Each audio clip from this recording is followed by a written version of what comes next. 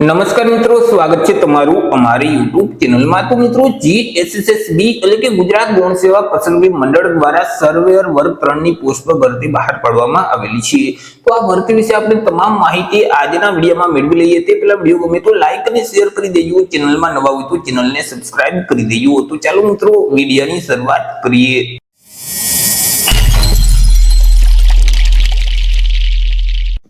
તો મિત્રો, આજે ભરતીનું નોટિફિકેશન છે તે જીએસએસબી એટલે કે ગુજરાત ગૌણ સેવા પસંદગી મંડળ ગાંધીનગર દ્વારા બહાર પાડવામાં આવ્યું છે। મિત્રો, જીએસએસબી દ્વારા જે ઉદ્યોગ અને ખાણ વિભાગ હસ્તકના જે નિયામક શ્રી ભૂસ્તર વિજ્ઞાન અને ખનિજ કમિશનરની જે કચેરી છે, તો તે કચેરી હસ્તકની જે સર્વેયર વર્ગ 3 ની જે જગ્યાઓ ખાલી છે, તો આ જગ્યાઓ સીધી ભરતીથી ભરવા માટે લાયકાત ધરાવતા ઉમેદવાર પાસેથી અરજી મંગાવવામાં આવેલા છે। તો સૌથી પહેલા આપણે વાત કરી લઈએ કંઈક અગત્યની તારીખ વિશે।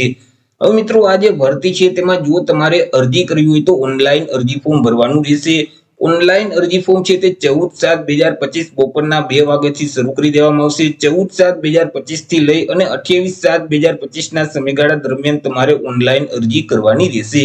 ઓનલાઈન અરજી ફોર્મ જે ઉજાસનું પોર્ટલ છે એટલે કે ujas.gujarat.gov.in નામની જે વેબસાઇટ છે, તે વેબસાઇટ ઉપર જઈ તમારે 28/7/2025 સુધીમાં ઓનલાઈન અરજી કરી દેવાની રહેશે। મિત્રો, આ ભરતીમાં જો તમે ઘર બેઠા જ ઓનલાઈન અરજી ફોર્મ ભરાવવા માંગતા હોય તો અમારા જે WhatsApp નંબર છે 6352228352, આ નંબર પર તમે WhatsApp પર મેસેજ કરશો કે અમારે સર્વેયરમાં અરજી ફોર્મ ભરવું છે, તો તમને નજીવી ફી સાથે ઘર બેઠા જ ઓનલાઈન અરજી ફોર્મ ભરી દેવામાં આવશે। મિત્રો, અહીં અરજી ફોર્મ ભરતી વખતે તમારે ફોટો અને સિગ્નેચર છે તે અપલોડ કરવાના રહેશે, કે જેમાં ફોટાનું માપ છે તે 5 સેન્ટીમીટરની ઊંચાઈ અને 3.6 સેન્ટીમીટરની પહોળાઈ હોવી જોઈએ, જ્યારે સિગ્નેચરનું જે માપ છે તે 2.5 સેન્ટીમીટરની ઊંચાઈ અને 7.5 સેન્ટીમીટરની પહોળાઈ હોવી જોઈએ। હવે તમે જે ફોટો અને સિગ્નેચરની ફાઇલ અપલોડ કરો છો તે ફાઇલનું ફોર્મેટ જેપીજી ફોર્મેટ હોવું જોઈએ અને ફાઇલની સાઇઝ છે તે 15 KB કરતાં ઓછી હોવી જોઈએ। મિત્રો, અહીં તમારે તાજેતરનો પાસપોર્ટ સાઇઝનો ફોટોગ્રાફ છે તે અપલોડ કરવાનો રહેશે, કે જેનું બેકગ્રાઉન્ડ છે તે વ્હાઇટ કલરનું હોવું જોઈએ। જો વ્હાઇટ સિવાય અન્ય કલરનું બેકગ્રાઉન્ડ હશે અને તમે તે ફોટો અપલોડ કરશો તો તે ફોટોગ્રાફ માન્ય ગણવામાં આવતો નથી। તે સિવાય તમે જે ફોટોગ્રાફ અપલોડ કરો છો તે ફોટાની નીચે ફોટો પડાવ્યાની તારીખ છે તે ફરજિયાત તમારે લખવાની રહેશે, અને આ જે તારીખ છે તે અરજી કરવાની છેલ્લી તારીખને ધ્યાનમાં રાખી અને 1 વર્ષ પહેલાની હોવી જોઈએ નહીં। જો મિત્રો 1 વર્ષ કરતાં વધારે જૂનો ફોટો હશે તો તે પણ ફોટો માન્ય ગણવામાં આવતો નથી। તાજેતરનો પાસપોર્ટ સાઇઝનો ફોટોગ્રાફ છે તે તમારે અપલોડ કરવાનો રહેશે, અને તમે જે ફોટોગ્રાફ અપલોડ કરો છો તેની 4 થી 5 કોપી કાઢી તમારી પાસે જ રાખવાની રહેશે। જ્યારે મિત્રો અહીં લેખિત પરીક્ષા લેવામાં આવશે ત્યારે તમને જે કોલ લેટર એટલે કે હાજરી પત્રક આપવામાં આવશે, તેમાં તમારે તે જ ફોટોગ્રાફ છે તે ચોંટાડવાનો રહેશે કે જે ફોટો તમે અપલોડ કરેલ છે। તે સિવાય આગળ ડોક્યુમેન્ટ વેરિફિકેશન વખતે તમારી પાસે જ્યારે ફોટોગ્રાફ માંગવામાં આવે ત્યારે પણ તમારે તે જ ફોટો આપવાનો રહેશે કે જે ફોટો તમે અપલોડ કરેલ છે। તો મિત્રો, અલગ અલગ તબક્કામાં અલગ અલગ ફોટોગ્રાફ તમે રજૂ કરશો તો અહીં તમારી જે નિમણૂક છે તેમાં બાદ આવી શકે છે, એટલે કે મિત્રો તમારી નિમણૂક છે તે રદ થઈ શકે છે। વાત કરી લઈએ મિત્રો જગ્યા વિશે કે કુલ કેટલી જગ્યા છે અને કેટેગરી મુજબ કેટલી જગ્યા રહેશે, તો કે કુલ 60 જેટલી જગ્યા પર આ ભરતી જાહેર કરવામાં આવેલી છે। આ જે 60 જગ્યા છે તેમાંથી મિત્રો બિન અનામત એટલે કે સામાન્ય વર્ગના જે ઉમેદવાર છે તેમના માટે 27 જગ્યા છે। 27 માંથી 9 જગ્યા મહિલા માટે અનામત રહેશે। ઈડબ્લ્યુએસ એટલે કે આર્થિક રીતે નબળા વર્ગના જે ઉમેદવાર છે તેમના માટે 6 જગ્યા છે। 6 માંથી 2 જગ્યા મહિલા માટે અનામત રહેશે। એસસી એટલે કે અનુસૂચિત જાતિના ઉમેદવાર માટે 5 જગ્યા છે। 5 માંથી 2 જગ્યા મહિલા માટે અનામત રહેશે। એસટી એટલે કે અનુસૂચિત જનજાતિના ઉમેદવાર માટે 7 જગ્યા છે। 7 માંથી 2 જગ્યા મહિલા માટે અનામત રહેશે। જ્યારે ઓબીસી એટલે કે સામાજિક અને શૈક્ષણિક રીતે પછાત વર્ગના જે ઉમેદવાર છે તેમના માટે 15 જગ્યા છે અને 15 માંથી 5 જગ્યા મહિલા માટે અનામત રહેશે। આવી રીતે કુલ 60 જેટલી જગ્યા પર આ ભરતી બહાર પાડવામાં આવેલી છે। આ જે 60 જગ્યા છે તેમાંથી 6 જગ્યા માજી સૈનિક માટે અનામત રહેશે। મિત્રો, અહીં થોડા દિવસો પહેલા જ ખાસ ભરતીની જે ઝુંબેશ ચાલી હતી દિવ્યાંગ ઉમેદવાર માટે, તો તેમાં મિત્રો સર્વેયરની પોસ્ટ પર અલગથી ભરતી જાહેર કરવામાં આવેલી હતી, જેથી કરી આ ભરતીમાં જે દિવ્યાંગ ઉમેદવાર છે તેમના માટે અનામત જગ્યા રાખવામાં આવેલી નથી। મિત્રો, અહીં જે એસસીબીસી એટલે કે સામાજિક અને શૈક્ષણિક રીતે પછાત વર્ગના જે ઉમેદવાર છે તો તેઓએ નોન ક્રિમિનલ સર્ટિફિકેટ આપવાનું રહેશે। હવે આ જે નોન ક્રિમિનલ સર્ટિફિકેટ છે તે કઈ તારીખથી કઈ તારીખ સુધીનું માન્ય ગણવામાં આવશે, તો કે તમારી પાસે જો રાજ્ય સરકારની નોકરી માટેનું નોન ક્રિમિનલ સર્ટિફિકેટ છે એટલે કે ગુજરાતી ભાષાનું સર્ટિફિકેટ હશે તો આ સર્ટિફિકેટ તમે 1/4/2023 થી લઈ અને અરજી ફોર્મ ભરવાની જે છેલ્લી તારીખ છે 28/7/2025 આ સમયગાળા દરમિયાન તમે મેળવેલ હશે તો તે સર્ટિફિકેટ છે તે માન્ય ગણવામાં આવશે। પરંતુ તમારી પાસે જો કેન્દ્ર સરકારની નોકરી માટેનું નોન ક્રિમિનલ સર્ટિફિકેટ છે એટલે કે ઇંગ્લિશ ભાષાનું સર્ટિફિકેટ હશે તો આ સર્ટિફિકેટ તમે 1/4/2025 થી લઈ અને અરજી ફોર્મ ભરવાની જે છેલ્લી તારીખ છે 28/7/2025 તો આ સમયગાળા દરમિયાન તમે અહીં જે નોન ક્રિમિનલ સર્ટિફિકેટ મેળવેલ હશે તો તે સર્ટિફિકેટ માન્ય ગણવામાં આવશે. એવી જ રીતે મિત્રો જે ઈડબ્લ્યુએસ એટલે કે આર્થિક રીતે નબળા વર્ગના જે ઉમેદવારો છે તો તેઓએ ઈડબ્લ્યુએસ નું પ્રમાણપત્ર આપવાનું રહેશે. તો મિત્રો તમારી પાસે અંગ્રેજી કે ગુજરાતી કોઈ પણ ભાષાનું સર્ટિફિકેટ હશે રાજ્ય સરકારની નોકરી માટેનું, તો તે સર્ટિફિકેટ તમે 29/7/2022 થી લઈ અને 28/7/2025 સુધીમાં તમે ઈડબ્લ્યુએસ નું પ્રમાણપત્ર કરેલ હશે તો તે પ્રમાણપત્ર માન્ય ગણવામાં આવશે.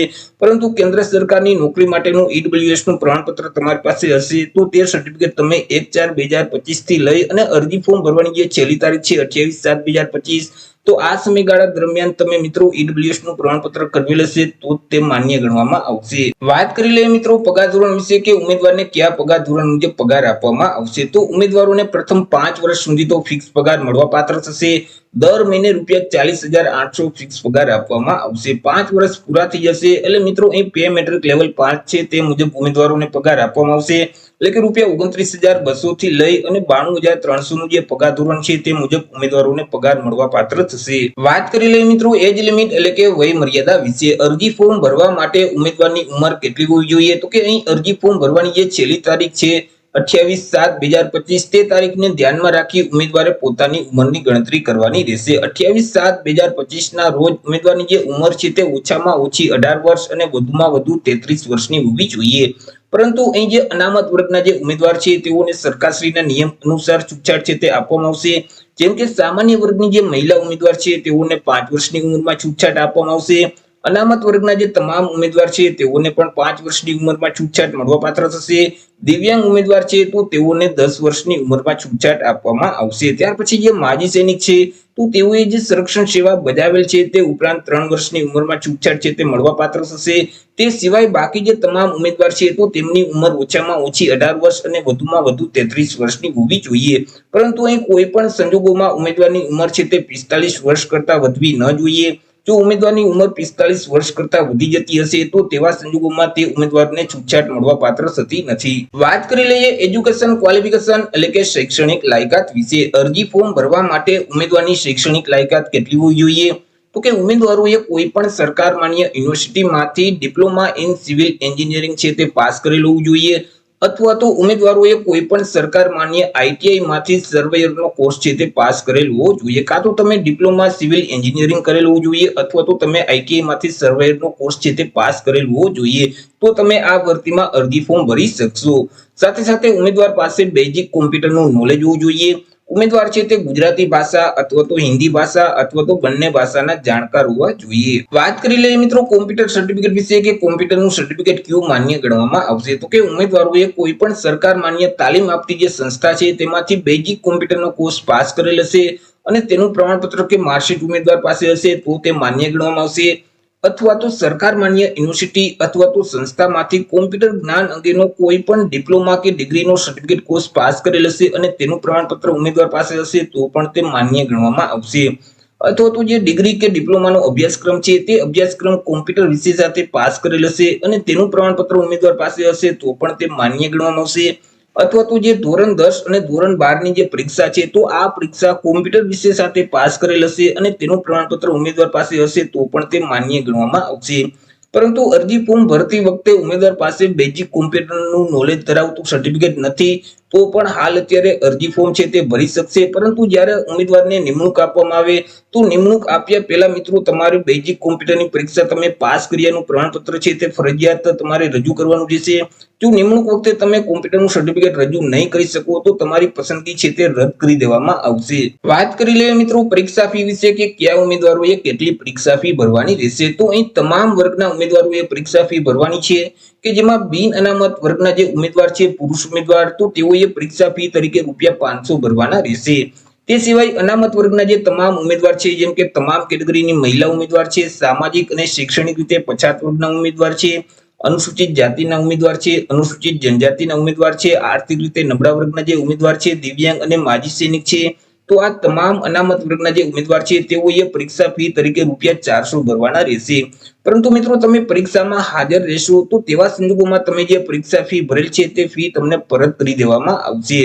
મિત્રો અહીં પરીક્ષા ફી છે તે તમારે ઓનલાઈન જ ભરવાની રહેશે. 31/7/2025 ના સમયગાળા દરમિયાન ઓનલાઈન પરીક્ષા ફી ભરી દેવાની રહેશે. તમે net banking, credit card, debit card અથવા તો યુપીઆઈ ના માધ્યમથી પરીક્ષા ફી ભરી શકશો. વાત કરી લઈએ મિત્રો સિલેક્શન પ્રોસેસ વિશે કે ઉમેદવારનું સિલેક્શન છે તે કેવી રીતે કરવામાં આવશે. તો ઉમેદવારનું જે સિલેક્શન છે તે એક સ્પર્ધાત્મક પરીક્ષાના માધ્યમથી કરવામાં આવશે. આ જે પરીક્ષા છે તે હેતુલક્ષી પ્રકારની રહેશે, એટલે કે તેમાં એમસીક્યુ પ્રકારના પ્રશ્ન પૂછવામાં આવશે. તમને જે ક્વેશ્ચન પેપર આપવામાં આવશે તેમાં અલગ અલગ બે વિભાગ હશે, વિભાગ એ અને વિભાગ બી. બંને વિભાગ ફરજિયાત આપવાના રહેશે અને બંને વિભાગમાં પાસ થવું ફરજિયાત રહેશે. કે જેમાં વિભાગ એ છે તેમાં મિત્રો કુલ 60 એમસીક્યુ પ્રકારના પ્રશ્ન પૂછવામાં આવશે. એક પ્રશ્નનો 1 માર્ક, એટલે કે વિભાગ એ છે તે કુલ 60 માર્કનો રહેશે. કે જેમાં તાર્કિક કસોટીઓ અને ડેટા ઇન્ટરપ્રિટેશનને લગતા જે પ્રશ્નો છે, કે રીઝનિંગ પ્રકારના જે દાખલાઓ છે તેવા 30 દાખલાઓ પૂછવામાં આવશે કે જેમના 30 માર્ક રહેશે. અને ગણિત સંબંધિત જે પ્રશ્ન છે, દાખલાઓ છે તેવા પણ 30 દાખલાઓ પૂછવામાં આવશે, તેમના પણ 30 માર્ક રહેશે. આવી રીતે વિભાગ એમાં ગણિત અને રીઝનિંગના દાખલા પૂછવામાં આવશે. કુલ 60 પ્રશ્ન પૂછવામાં આવશે અને 60 માર્કનો વિભાગ એ રહેશે. ત્યાર પછી મિત્રો વિભાગ બી છે તેમાં 150 એમસીક્યુ પ્રકારના પ્રશ્ન પૂછવામાં આવશે. એક પ્રશ્નનો 1 માર્ક, એટલે કે 150 માર્કનો વિભાગ બી રહેશે.